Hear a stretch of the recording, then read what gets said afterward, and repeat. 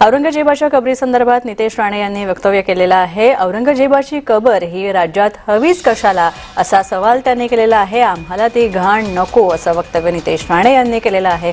कोणाला घाण हवी असेल तर त्याने पाकिस्तानमध्ये खुशाल जावं असं सुद्धा त्यांनी म्हटलेलं आहे। तसंच मी मुख्यमंत्र्यांचा लाडका सुद्धा आहे असं राणे यांनी म्हटलंय।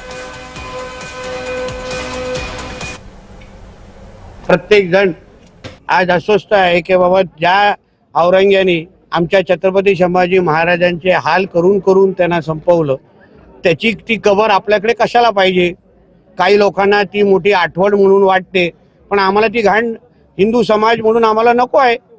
आम्हाला असे कुठलीच चिन्ह नको जे आमच्या स्वराज्याच्या विरोधात जे उभे राहिले, ती कुठलीच घाण नको। कोणाला घाण पाहिजे असेल तर त्यांच्या पाकिस्तानमध्ये घेऊन जावं, बांगलादेशमध्ये घेऊन जावं। आणि ती जी भावना ती आज हिंदू समाजाची आहे तीच मी माझ्या माध्यमातून व्यक्त केलेली आहे। त्याच ताकदीने त्याच जल्लोषाने शिवजयंती साजरा केली पाहिजे हे आपली भावना मी माझ्या आदरणीय मुख्यमंत्र्यांकडे निश्चित पद्धतीने घेऊन जाईल। आणि तुम्हाला माहिती आहे मी आमच्या मुख्यमंत्र्यांना तसा लाडका आहे।